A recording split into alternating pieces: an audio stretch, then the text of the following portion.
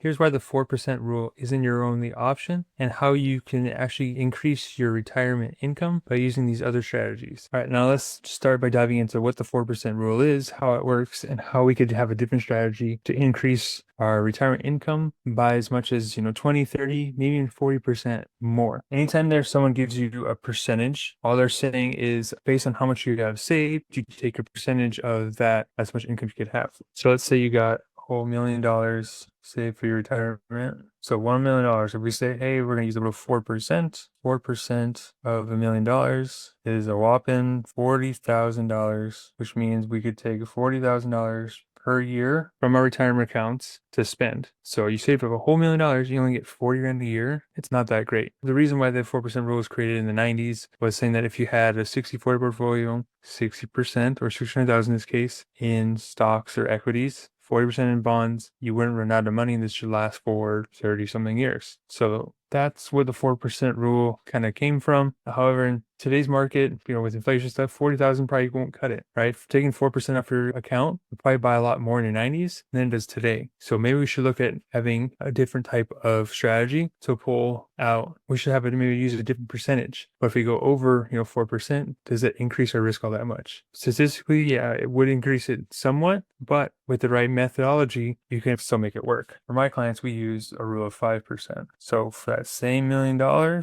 they could pull, 5%, they'd get $50,000 per year. So $10,000 more, or 22% more if you want to do the math on it that way. So if we take a higher percentage, that just means more income for us. Now, the reason why I like this method is that it's not only give people more money or the ability to take more money from the retirement accounts, it also makes sure that we're not just going to leave all this money to continue to grow. Because if you think about it, if we only pull 4% per year on the old rule and we get 10% returns, 8% returns, more likely the account's going to keep growing to a point where we're not really even dipping into the principal anymore. We're just living off of the growth, not spending all the growth on there. And it's going to leave us in our 80s or 90s with a lot of money, but that's also a life we could have lived retirement differently in a way. So 5%, it's a little more aggressive because we're getting more income, but hopefully that translates into more memories and more things you can do with. So in addition to the 5% rule, we utilize different types of boundaries to know when it is time to take more and when it's time to tighten our belt. So what does that mean? So if this person came to us and said, hey, $1 million,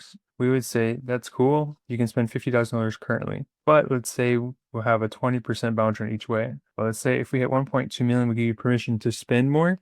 But if we fall to 800,000, we have to tighten our belt a little bit. So we set these targets. So we say if it's at 800,000, we're going to reduce our income by about 10%. So instead of taking, 50,000 per year, maybe we only take 45,000. So these boundaries kind of help us to know when it's time to spend more and when it's time to spend less. So if 800,000, maybe we reduce our income by about 10% or so. If we hit 1.2, maybe we start spending more. Maybe we go start spending 60,000 or 65,000 per year. So those just give you kind of other ideas of ways you could be increasing or decreasing your retirement based on what's happening in the market to make sure we're not going to run out. We also don't want to leave a mattress full of money at the end of the road. Now, how do we make all of this work out? Typically, we want to use 3 types of buckets. So we want to split our money up into 3 ways. So bucket number 1, we're usually going to have it in cash. So cash isn't great, doesn't really grow much, but it's safe. So we typically have about 2 years of income sitting in this bucket here. So 2 years of income is going to depend on everyone's situation is a little different. So if we've got to retirement, like, hey, from our portfolio, we need, $40,000 per year to make it work. Great. 40,000 per year times 2, 80 grand, which means we need $80,000 in cash. Doesn't mean bank savings. That just means it has to be in some type of money market or safe,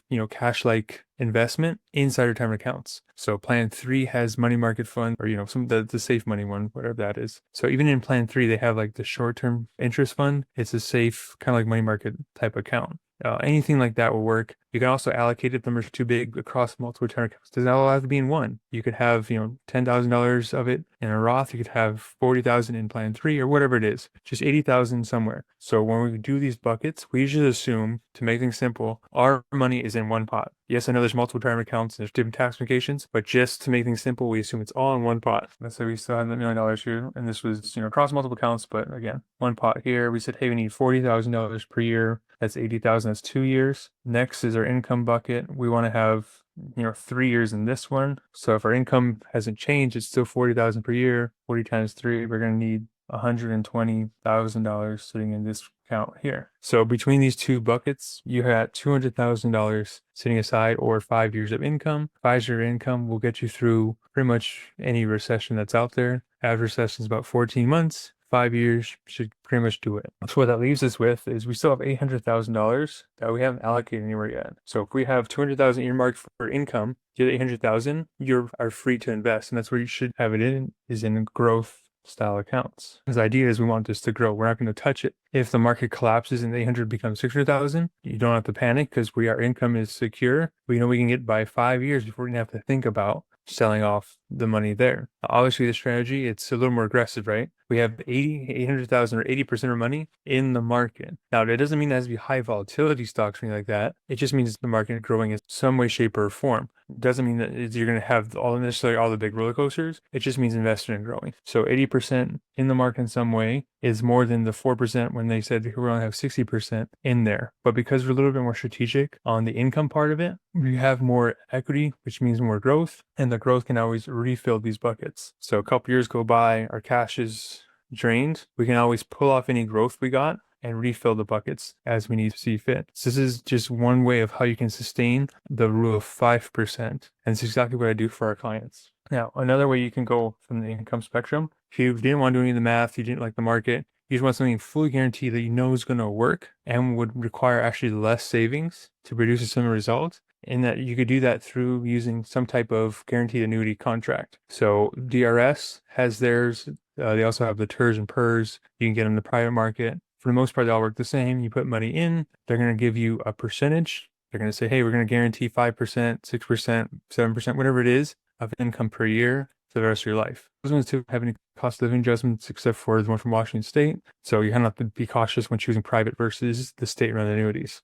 So let's say that you, same person has $1 million. They said, hey, I'm going to use the DRS annuity. Let's say it's paying 6% right now. So that same $1 million would generate $60,000 per year, fully guaranteed for the rest of your life. Plus it has costing adjustments of, if it's TAP, it's 3% guaranteed. If it's a different one from the state, it's kind of like your pension. It's 0 to up to 3%, depending on where inflation's at.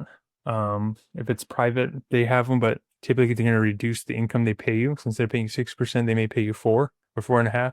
That's kind of how they calculate, or make up for the increased payments. It's going to take a while to break even. Most times it doesn't really work out when you're comparing it to the state annuity. Again, this is just the annuity version of it.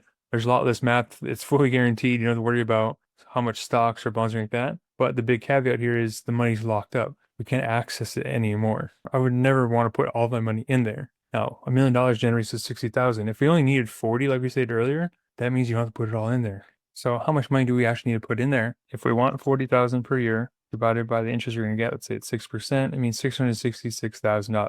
So instead of putting $1 million in, if we just put 666,000 in, we'll call it 667. At 6%, it's going to spit off 40,000 per year. So what we did there is we locked up 667 to guarantee us this 40,000 per year, which means the other 330 some odd thousand is yours to do whatever you want with. It's no longer has to be locked up for income. Now, keep in mind that even in these other strategies, in order to make this work in the 5% rule, even though we have 800,000, if we decide to spend it for something other than income, big purchase, vacation, whatever it is, it means less money in growth, and it may jeopardize the strategy, which may in turn means that we may have to reduce the income. If we don't have the $1 million that we started off with, we're down to 800 something, we may have to reduce the income. Same goes with the rule of 4%. Yeah, we may have $1 million saved up and it's liquid, do whatever we want with. It's not locked up in the annuity, but that means you really can't spend it. It has to be there for income. If you pull $100,000 out to do something with,